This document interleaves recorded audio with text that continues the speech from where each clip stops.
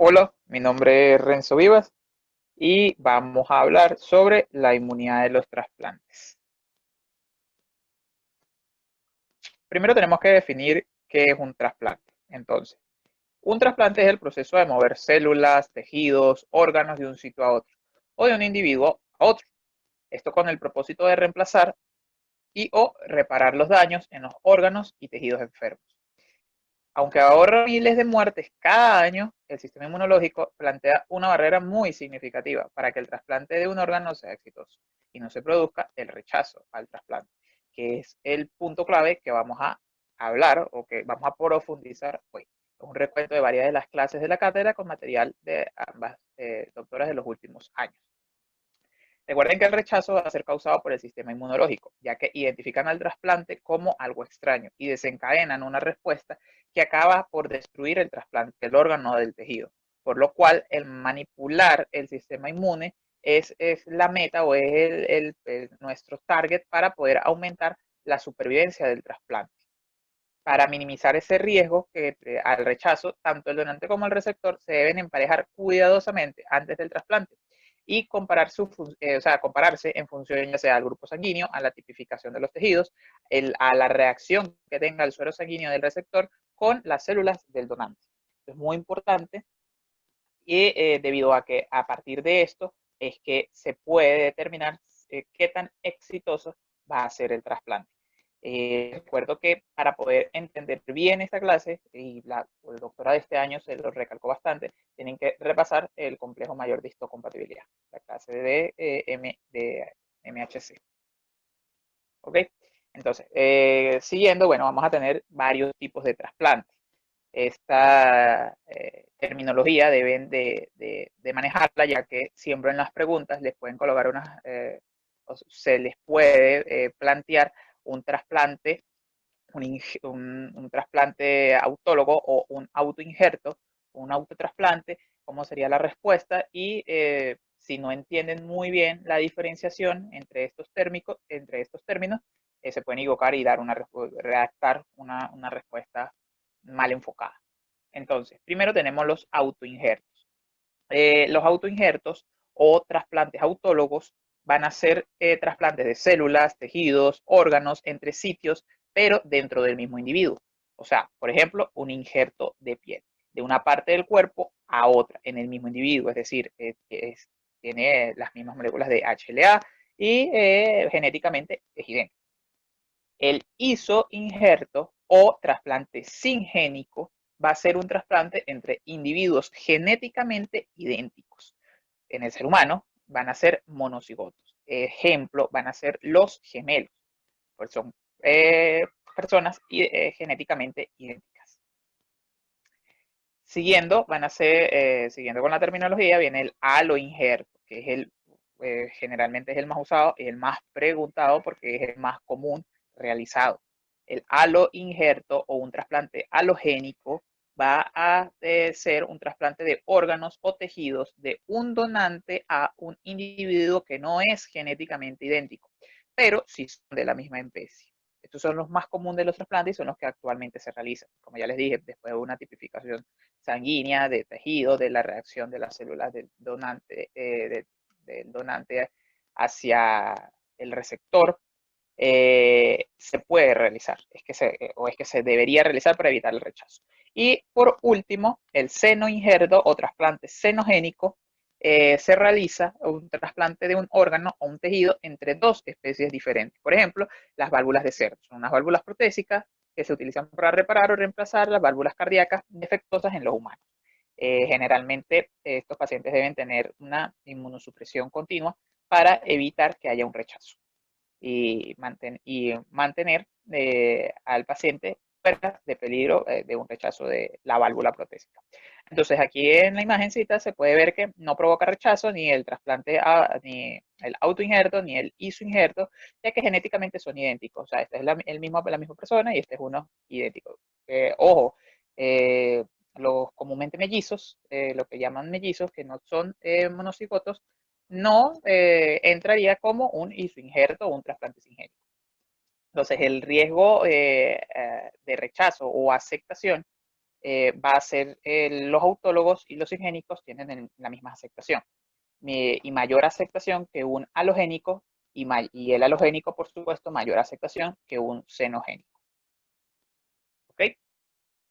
Asimismo, hay otros tipos de trasplantes como los trasplantes AVO incompatible AVO, el grupo AVO, recuerden que se refiere al grupo sanguíneo, que puede variar entre cada uno de los individuos. Para la mayoría de los tipos de trasplante debe haber coincidencia del grupo sanguíneo entre el donante y el receptor. Esto para poder reducir el riesgo del rechazo. Sin embargo, recuerden, la compatibilidad del grupo sanguíneo no siempre es requerida.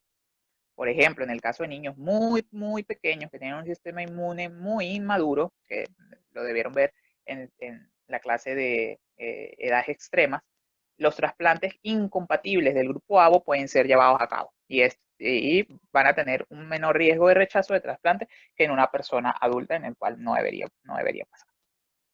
El trasplante de células madres también es otro tipo de trasplante. Recordemos que las células madres son células que tienen capacidad de desarrollarse en una gama diferente de tipos celulares. Las células madres sanguíneas, o sea, generalmente las hematopoyéticas, pueden diferenciarse en todas las diferentes células que se encuentran en la sangre y son donadas para reemplazar células sanguíneas dañadas o que ya fueron destruidas. Los trasplantes de células madre se van a realizar para tratar ciertos tipos de cáncer, generalmente leucemias y enfermedades de la sangre donde la médula ósea está defectuosa y no lo produce. Estas células pueden ser cultivadas directamente desde la médula ósea de la persona o del cordón umbilical, o sea, es decir, de la sangre de la placenta y el cordón umbilical de las madres durante el parto. O comúnmente son técnicas que se realizan actualmente.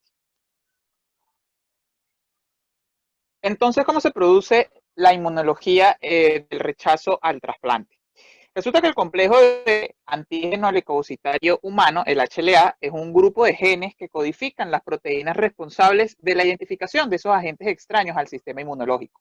Estas proteínas se encuentran en la superficie de todas las células y actúan como automarcadores, los cuales le van a decir al sistema inmune que no active una respuesta contra ellos, por lo que se denomina lo que se conoce como selección negativa y positiva de las células. Entonces, cada persona tendrá su propio conjunto específico de proteínas HLA, basadas en su composición genética única,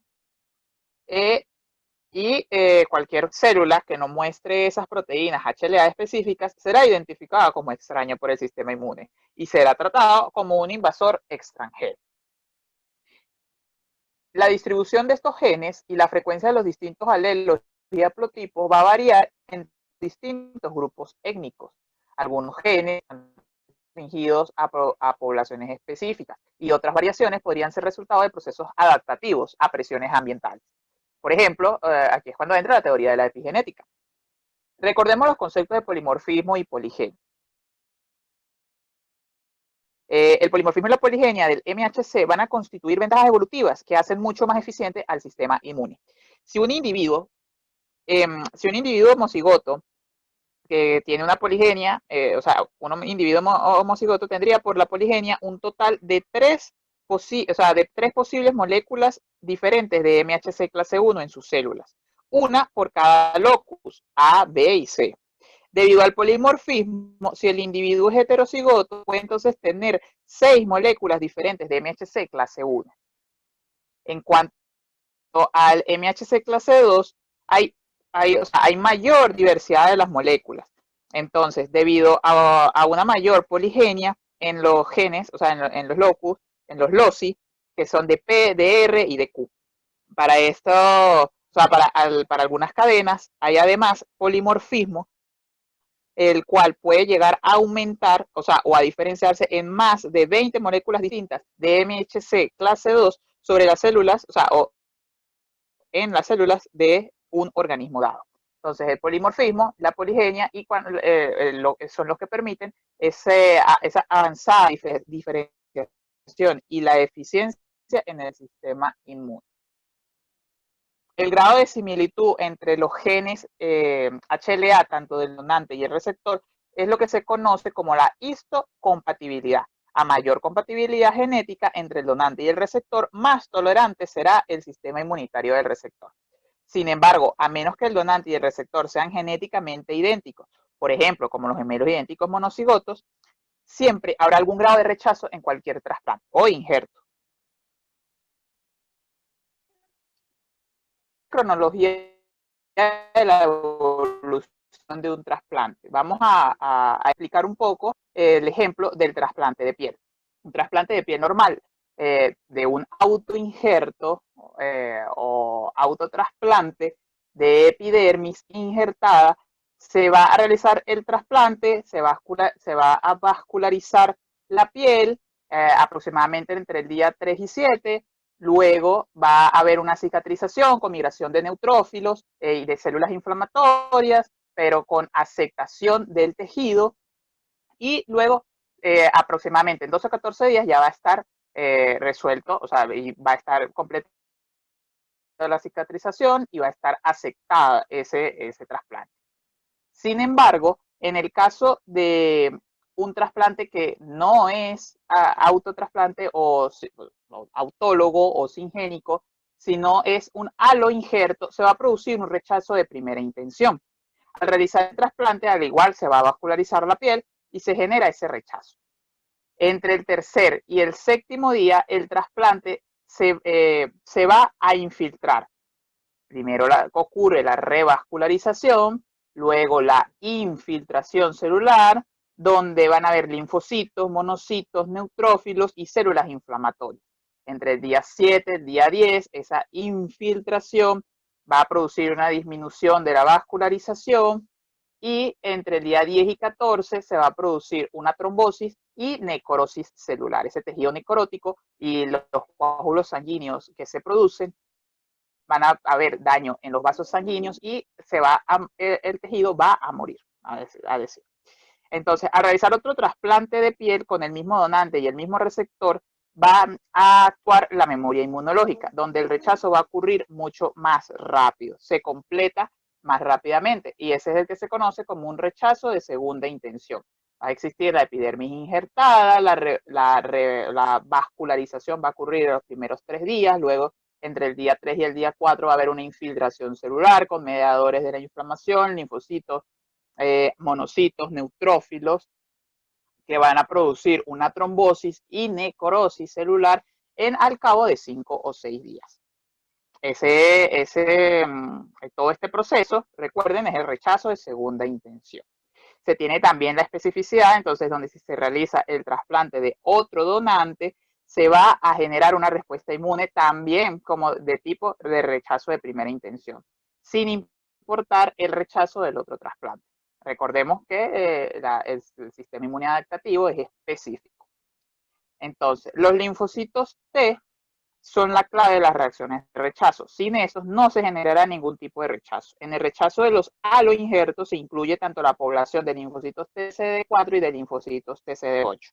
En el caso de no haber TCD8, el rechazo valga la redundancia, se rechaza casi con la misma rapidez, pero en caso de que no existan CD4, el rechazo se va a realizar 15 a 30 días después. Y en el caso de no haber ni CD4 ni CD8, la supervivencia va a ser muy prolongada. Las células dendríticas también son capaces de procesar aloantígenos a través de la presentación cruzada o con los linfocitos TCD8, lo que forma parte del proceso de rechazo. La inhibición de las células dendríticas entonces va a interferir en la presentación de los aloantígenos y puede utilizarse como una terapia de pretratamiento con células dendríticas para generar o llegar a tener una tolerancia del tejido trasplantado. Podemos observar que un injerto de piel a receptor singénico, como les decía, genéticamente idénticos, el injerto va a ser tolerado. La mayoría, o sea, casi el 100% de los injertos va a sobrevivir, mientras que en el injerto de piel de un receptor halogénico va a ser rechazado rápidamente en el rechazo de primera intención. Bueno, aquí es primera serie, va a ser mucho más rápido, y en el segundo injerto cutáneo, cuando es del mismo donador, al mismo receptor, ese va a producir por la memoria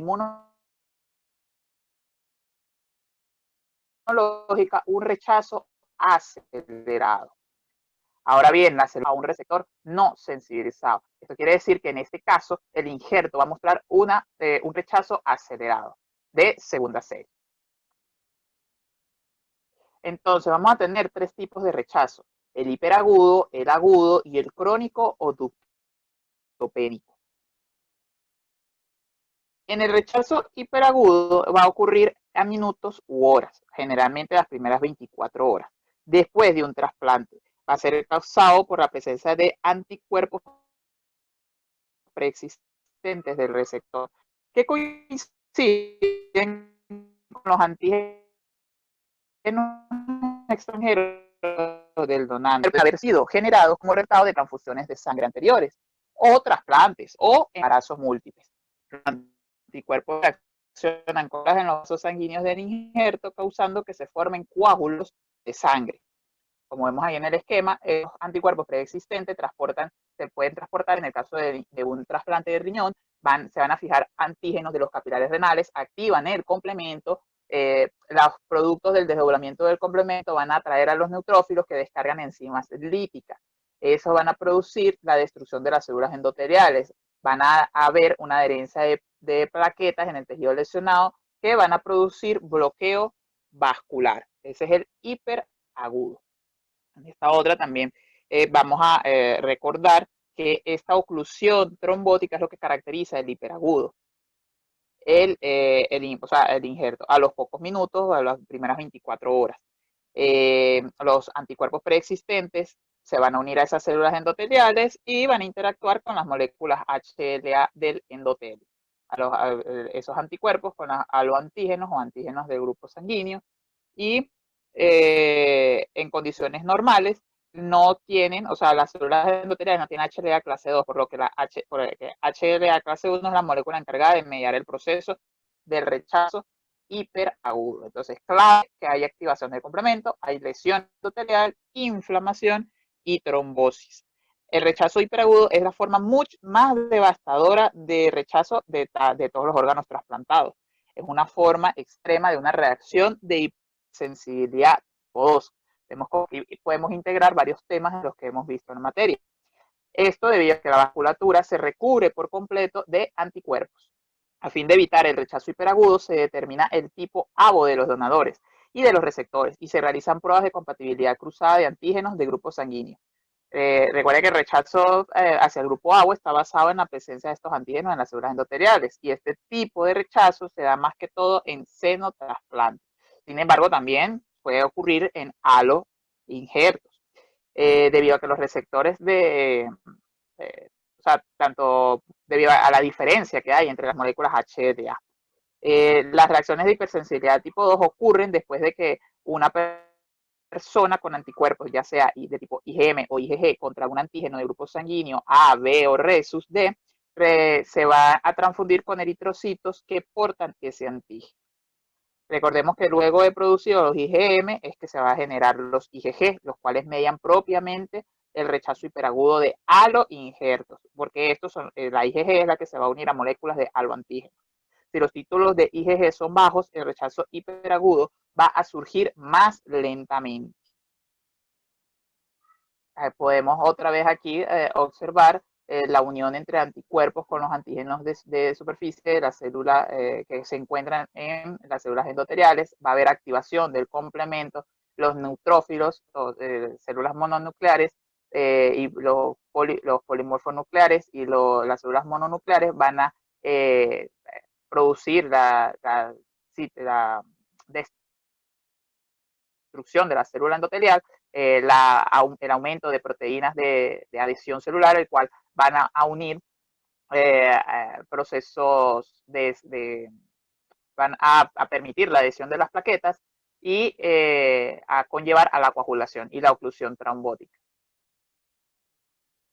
Ahora bien, en el rechazo agudo, que generalmente va a ocurrir dentro de los primeros 6 meses después del trasplante. Un cierto grado de rechazo agudo se producirá en todos los trasplantes, excepto, como ya hemos dicho varias veces, que en los gemelos idénticos no. Los receptores están en mayor riesgo los primeros 3 meses, pero el rechazo puede ocurrir después de los 3 meses. Ocurre un proceso de lesión parenquimatosa del injerto. y de los vasos. Esto va a ser mediado principalmente por linfocitos T y por anticuerpos aloreactivos a las pocas semanas después del trasplante. Entonces, eso va a reflejar que que es necesario un tiempo prudencial para la producción de los linfocitos. Este rechazo puede ser de dos maneras, por rechazo celular agudo, característico es el riñón, mediado por linfocitos TCD4 cooperadores y muerte mediada por linfocitos T citotóxicos de células parenquimatosas y endoteliales. Aquí también va a haber infiltración de linfocitos y macrófagos,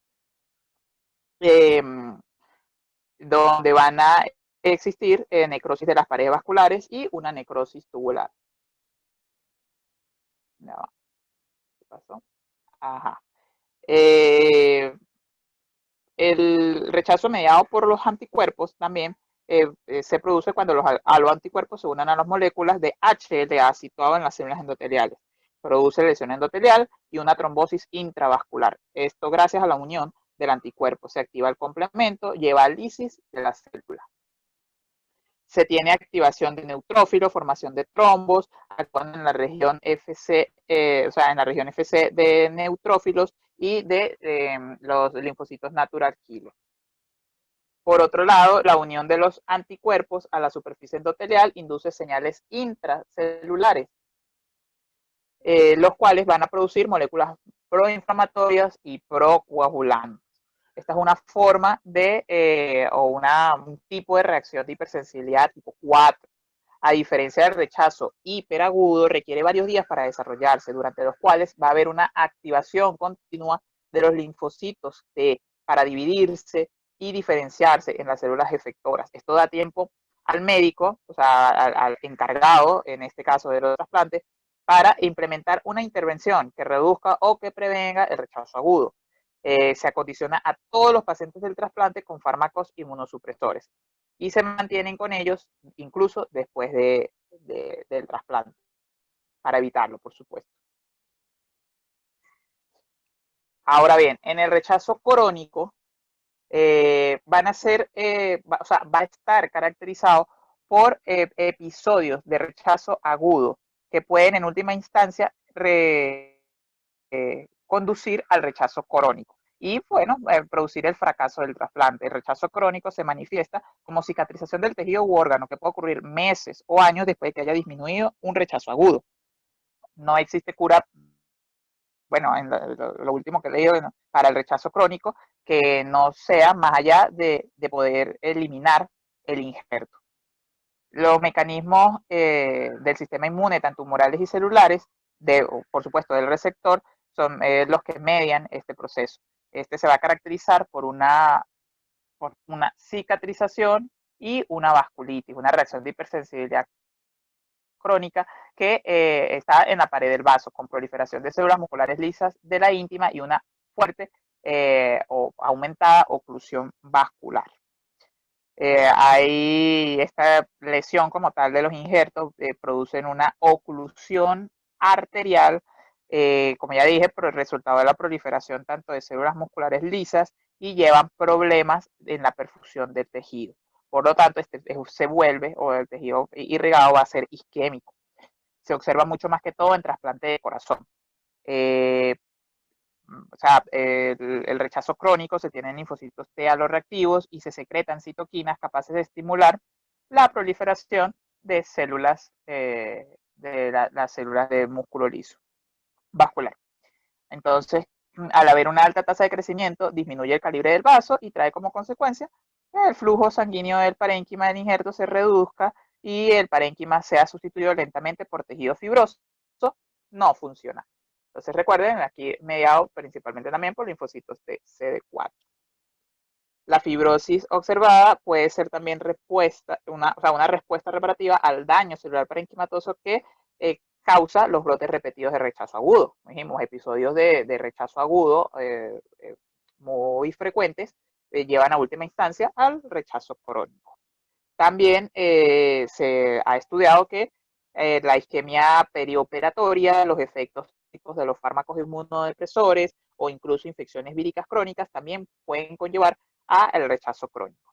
En el caso del corazón, del trasplante de corazón, que es el que más característico de este rechazo, va a conducir a una insuficiencia cardíaca congestiva o arritmias en estos pacientes, que también pueden llevar a pérdida de la función glomerular, tubular y a insuficiencia renal en el caso de trasplante renal también. Esta reacción es de tipo hipersensibilidad tipo 3 y, y viene mediada por anticuerpos IgG producidos contra las células halogénicas HLA clase 1 del injerto, formando complejos inmunitarios que se depositan en los vasos sanguíneos del riñón trasplantado. Es consistente con los anticuerpos que causan rechazo crónico. Los injertos que sufren son infiltrados por linfocitos B y esta también se va a producir o sea, linfocitos B que expresan el CD40, linfocitos T cooperadoras que expresan ligando el CD40 y va a producir la inflamación o hipersensibilidad en ellos. En estos casos se pueden usar anticuerpos antilinfocitos B como el rituximab que se usa para tratar el rechazo crónico. Aquí vemos un cuadro resumen en el cual podemos observar las principales diferencias, tomado de la clase de la doctora de este año, en el cual las diferencias principales en cada uno de los rechazos. Puede haber un rechazo hiperagudo, como ya dije, de tiempo de 24 horas, con anticuerpos preexistentes contra el donante, con el mecanismo a través de células B, que principalmente complemento anticuerpo, y el mejor tratamiento es detectar esos anticuerpos preformados y un mejor emparejamiento del MHC o del HLA.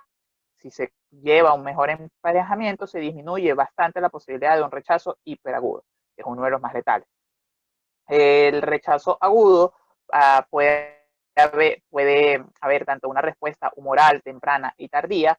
La humoral, al igual, días o meses, causado por anticuerpos resistentes contra antígenos leucocitarios, HLA, a través de células B. ¿Qué se pasó? Tratamiento es eliminar los anticuerpos del donante específicos, ya sea por inmunoabsorción o inmunosupresión, y controlar la producción de esos haloanticuerpos. Agudo, también es una halo de respuesta, pero es mediada por células T principalmente, y tardío, después del primer año, una halo de respuesta mediada por células T y B. Esto se puede controlar con inmunosupresión principalmente. El crónico, bueno, años, aparecen los años, pueden haber causas inmunológicas y no inmunológicas, como les dije, la inmunológica episodios repetidos, la no inmunológica también pueden haber otras infecciones crónicas que pueden ser víricas crónicas, la isquemia perioperatoria o efectos, inclusive los efectos citotóxicos que pueden producir los fármacos inmunodepresores. El mecanismo a través de células T, de células B, la inmunidad innata, lesión, inflamación. Aquí va a ocurrir una vasculitis, la isquemia y principalmente una hipersensibilidad tipo 3 mediada por anticuerpos IgG. ¿Cuál es el tratamiento? Como ya dije, un retrasplante, o sea, otro trasplante, inducción a tolerancia del mismo. Entonces, en el caso de la prevención del rechazo, ¿cómo podemos prevenir el rechazo? Primero, puede haber terapia farmacológica con corticosteroides. Para reducir el riesgo de rechazo de trasplante, los pacientes son tratados principalmente con estos inmunosupresores. Estas drogas son dadas en dos fases. Primero se dan una inducción inicial que implica dosis alta y luego se da fases de mantenimiento con uso de medicamento a largo plazo, pero a una dosis más baja. Se combinan fármacos, dosis administradas y se va a variar dependiendo del tipo de trasplante y del régimen del tratamiento dirigido que lleve el médico tratante. Los más usados son prednisona, dexametasona y prednisolona. Ellos inhiben la inflamación. Sin embargo, los corticosteroides, si se administran antes del trasplante, van a ser más eficientes. Ahora, la hidrocortisona y prednisolona evitan la acción del factor kappa, el factor kappa nuclear de transcripción, el NFKB. Ellos van a evitar que esta vaya al núcleo y que permita la síntesis de otras citoquinas proinflamatorias. La prednisolona, por otra parte, altera el direccionamiento de los linfocitos, por lo que evita que éste entre en órganos linfoides secundarios y en sitios de inflamación. Por ejemplo, si un paciente experimenta un episodio de rechazo agudo, la combinación de drogas va a estar sujeto a cambio y las dosis también. eh, Generalmente va a aumentar. Esto también puede causar daños, o sea, puede ir causando otros daños en el paciente asociados a esto. Los esteroides en el pasado fueron los más utilizados. Sin embargo, ahora está siendo reducido debido a que tiene efectos secundarios adversos que han sido asociados a ellos y que están en aumento cada día. Siempre vienen con limitaciones que son la inmunodeficiencia. Entonces, como inmunosuprimen, pero son inespecíficos, van a reducir el sistema inmunológico y dejan a los pacientes, a todos nuestros pacientes, susceptibles a infecciones oportunistas. Ahora son asociados con efectos secundarios adversos, generalmente hipertensión, insuficiencia renal, diabetes mellitus y a mayor riesgo de cáncer. Nada más nombrando algunos. Otros que se usan son inhibidores mitóticos. Estos son como la acetopina, que es un inhibidor de la mitosis con la finalidad de disminuir la proliferación de linfocitos T, como reacciona a los haloantígenos. Va a actuar durante la fase ESI, bloquea la síntesis del ácido inosínico, que es precursor de transpurinas. En presencia de este fármaco, pues van a disminuir tanto la población T y B. Otros fármacos de este tipo pueden ser la ciclofosfamida y el micofenolato o el metotrexato. La ciclofosfamida es un agente alquilante que se inserta en el hélice del ADN y lo va a romper. Es eficaz en células que se producen con rapidez y generalmente se administran con rapidez. El micofenolato bloquea la síntesis de purina y el metotrexato es un antagonista del ácido fólico al bloquear la síntesis de purina. Ahora, otros metabolitos que se usan son los metabolitos micóticos, que también pueden actuar como inmunosupresores, ya que inhiben la formación de linfocitos T y citoquinas asociadas capaces de activar otras poblaciones celulares. Por ejemplo, la ciclosporina y el tacrolimus. Si observamos aquí en la imagen, ambos van a bloquear la acción de los linfocitos T en reposo. Tenemos una célula presentadora de antígeno y aquí una célula T que está en reposo. Van a inhibir la transcripción de IL-2 y el receptor para la interleuquina 2. Estos se unen a inmunofilinas, que son proteínas citoplasmáticos, y forman un complejo que bloquea la actividad de la fosfatasa de la calcineurina. Unida a la inmunofilina, bloquea la fosfatasa de la calcineurina. Aquí está el sitio. Impide la formación, desfosforilación y transposición nuclear del NFAT y su ensamblaje en NFAT, o sea, NFAT, la cual es una proteína de unión al ADN necesaria en la transcripción de los genes. Bueno, aquí, de un factor o translocación nuclear del NFAT y la producción de IL-2. La calcineurina elimina el fosfato, con lo que permite el NFAT entrar al núcleo, donde se une al factor de transcripción AP1 y forma el complejo regulador transcripcional que inicia la transcripción del gen que codifica a la IL-2. La ciclosporina interfiere en esa afinidad que tiene hacia la calcineurina. Ahora bien, otro mecanismo para prevenir para prevenir el rechazo hacia los tejidos trasplantados es hacer la mecanografía de tejidos. Eso consiste en tomar una muestra de sangre del receptor para identificar los antígenos HLA presentes en la superficie de sus células, para ayudar a encontrar un donante compatible. Cuanto más parecidos sean los tipos de HLA del donante, o sea, con los del receptor, más probable es que el trasplante sea exitoso. Generalmente son los miembros de la familia, los hermanos, que son los mejores partidos para un HLA, debido a sus similitudes genéticas. Esto es altamente costoso, pero si se va a realizar un trasplante de gran magnitud, pues se debería realizar para evitar el rechazo. También se pueden usar anticuerpos monoclonales contra cada uno de las citoquinas o mediadores, factores transcripcionales para producir, que produzcan la citoquina, inhibidores de IL-2, inhibidores del NF-κB, que puedan disminuir de cierta manera la respuesta inmune para evitar el rechazo.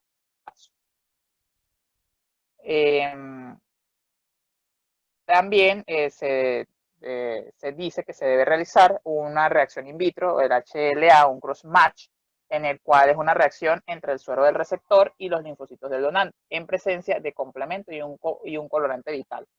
Este es considerado positivo si una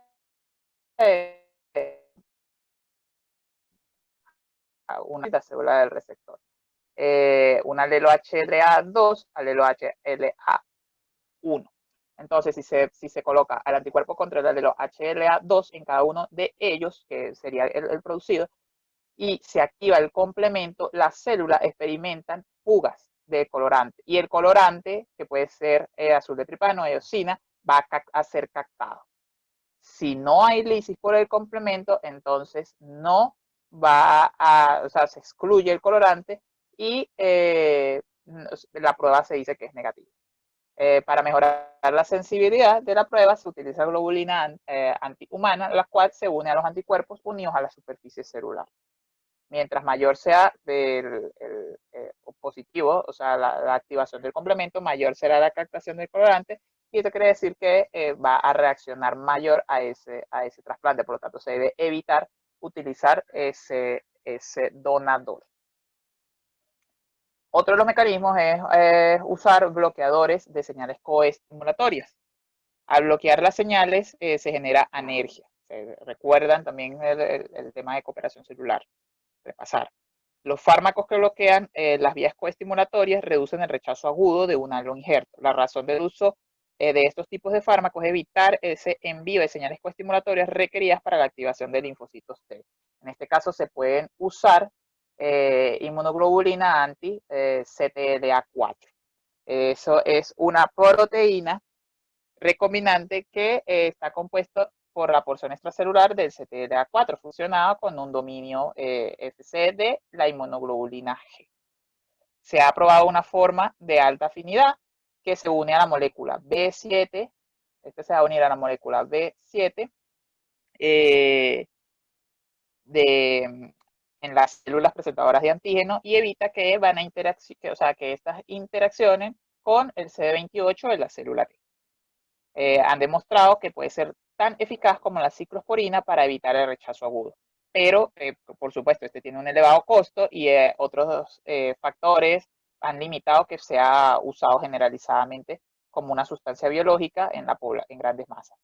Ese anticuerpo se une al ligando para el CD40 del linfocito T e impide las interacciones con el CD40 en las células presentadoras de antígenos.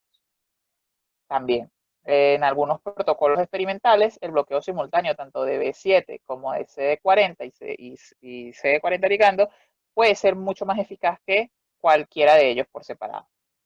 Sin embargo, bueno, un anticuerpo anti-CD40 ligando tiene un efecto adverso importante por complicaciones trombóticas aparentemente relacionadas con la expresión del CD40 en las plaquetas. Entonces, por los momentos, está aprobado el anticuerpo contra CTL4 y IgCTL4, CTLA4 y no el anticuerpo contra el CD40 ligando, que solo ha sido probado experimentalmente. Por último, pero no menos importante, vamos a repasar un poco la enfermedad de injerto contra huésped. ¿Qué pasa? En algunos casos, el propio injerto también puede identificar como extraño ilícito las proteínas del receptor y desencadenar una respuesta inmune, lo que se conoce como la reacción de injerto contra huésped. Las células inmunes maduras, ya sean inmunocompetentes, que están presentes en el injerto del donante, van a atacar las células sanas del receptor. Este es un riesgo particular con las células madres cuando se realiza un trasplante de médula ósea y también pueden ocurrir tras las transfusiones de sangre. Va a haber activación de las células presentadoras de antígeno con activación, proliferación, diferenciación y migración de los linfocitos T que van a destruir el tejido diana, el hígado y epitelio intestinal, principalmente. Aquí hay un diagrama en el que se puede, explicar un poco más enfermedad. Cuando se trasplanta células primordiales hematopoyéticas en un trasplante de médula ósea, el receptor recibe algunas células T ya maduras, es decir, inmunocompetentes. Esas células T aloreactivas son activadas por las células dendríticas del receptor y pueden ocasionar una lesión difusa de los tejidos. Es lo que se conoce como la enfermedad de injerto contra huésped. Si no hay células dendríticas, que es lo que hablábamos anteriormente, las células T donadas ahora ven solo las células dendríticas derivadas del donador y no son activadas para producir la enfermedad de injerto contra huésped. O sea, una de las terapias contra esto es inhibir las células dendríticas, hablando experimentalmente. Recordemos que la enfermedad de injerto contra huésped puede ser tanto aguda como crónica y sus manifestaciones clínicas van a variar. La aguda va a ser dentro de los primeros 6 meses después de un trasplante, van a tener dolor cólico abdominal, náuseas, vómitos y diarrea, ictericia, coloración amarillenta, o sea, la coloración amarillenta de piel y mucosa y otros problemas hepáticos, aumento de las transaminasas, erupción cutánea, prurito, enrojecimiento en áreas de la piel. Y sin embargo, la crónica va a comenzar después de esos 3 meses y puede durar toda la vida. Puede producir resequedad en ojos, cambios en la visión, boca seca, parches blancos dentro de la boca, dolor, rigidez de articulaciones, erupción cutánea, dificultad para respirar, sequedad vaginal, anorexia, que conlleva pérdida de peso en el paciente. Va a haber una amplia gama que va a depender muy bien del tamaño también del trasplante del órgano o tejido trasplantado. Por último, vamos a repasar un poco qué es lo que pasa dentro del sistema inmune, ya para ir finalizando, cuando se produce un injerto, cuando hay un injerto. Entonces, ¿qué pasa? Los productos del injerto que son perdidos o que se pierden por el estrés quirúrgico durante la cirugía son captados por las células presentadoras de antígenos profesionales, principalmente. Estos antígenos van a ser, del injerto van a ser fagocitados por estas células presentadoras de antígenos profesionales, en las cuales se va a producir una migración del MHC clase 2 desde las vesículas, va por el retículo endoplásmico, va a haber un MHC, ya va, se perdió va a haber MHC unido al H de ADM y al CLIT, por lo tanto hay que repasar un poquito presentación y procesamiento antigénico, porque puede ser una pregunta. Hay migración del MHC cargado hacia la superficie celular y, por supuesto, en el trayecto que esto ocurre dentro del ganglio linfático, va a ocurrir esta migración, van a perder la habilidad de fagocitar y van a empezar a expresar los marcadores de coestimulación. Una presentación cruzada tanto con los linfocitos T, que dependiendo del péptido presentado van a activar factores de transcripción para su diferenciación en TH1 o TH2. En cuanto a los linfocitos TH1, van a secretar gran cantidad de citoquinas proinflamatorias, como sabemos, IL-2, interferón gamma, TNF-alfa, y van a actuar sobre 3 distintos grupos celulares.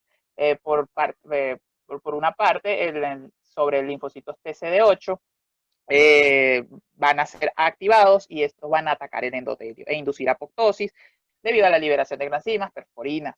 En las células natural killer va a haber liberación por parte de interleuquina 2 que va a ser liberada por el endotelio del injerto y van a incrementar la adhesión de las células natural killer y aumentan la susceptibilidad a la citólisis mediada por ellas.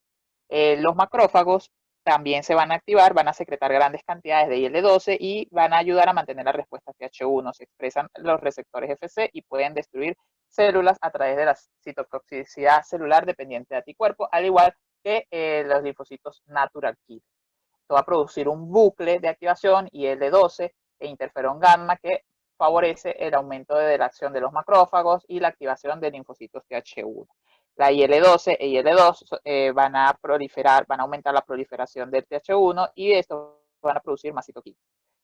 Por supuesto, al haber también activación de TH2, como sabemos, la respuesta inmune se equilibra, va a haber citoquinas que van a producir un balance entre ellos y el perfil TH2 o antiinflamatorio va a haber producción de IL-4, IL-5 y IL-13 con aumento o contacto célula-célula que produce anticuerpos. Las células B van a expresar MHC clase 2 y van a presentar células TH2, a lo que asegura que estas células son más específicas para el objetivo del injerto. Estos van a secretar también IL-2 para su proliferación y IL-4 y IL-5 para el cambio de isotipo. Yo se logra observar un poco, pero bueno, dice que la gran mayoría de las células B se adhieren a células plasmáticas para producir enormes cantidades de anticuerpos que tienen afinidad por el injerto debido a la estimulación de la TH2. Esto se van a diferenciar en células plasmáticas, por supuesto, producir grandes cantidades de anticuerpos y en conjunto con los linfocitos de natural killer que expresan receptores FC, van a atacar al injerto por citotoxicidad celular dependiente de anticuerpos. Bueno, fui un poco rápido al final, espero les haya quedado claro. Gracias por su atención. Este es un tema, una recopilación de varias de las clases. Es un tema un poquito más complejo e integrador de todo, prácticamente de todo, ya que lleva cooperación celular, MHC, se debe repasar. Y principalmente los tipos de respuesta que hay. Así como las hipersensibilidades. Entonces es un tema que condensa todos lo que hemos venido viendo y que a pesar de esto vemos más clínicamente las manifestaciones del sistema inmune sobre nuestro cuerpo. Y podemos probar exactamente que sí hay un sistema inmune que es específico y es propio, es un sistema inmune propio para nosotros. Bueno, aquí los dejo. Gracias. Cualquiera de sus dudas o cosas que quieran profundizar, en el chat lo estaremos atendiendo. Anoten todas sus preguntas y bueno, pueden regresar. Y si algo no les quedó claro, regresen el video y vuelvan aquí. Hasta luego. Gracias por su atención. Así como la niñita rechaza, nuestro sistema inmune también rechaza a los trasplantes que son extraños. Recuerden todas las terapias y, bueno, cualquier duda, estamos por el chat.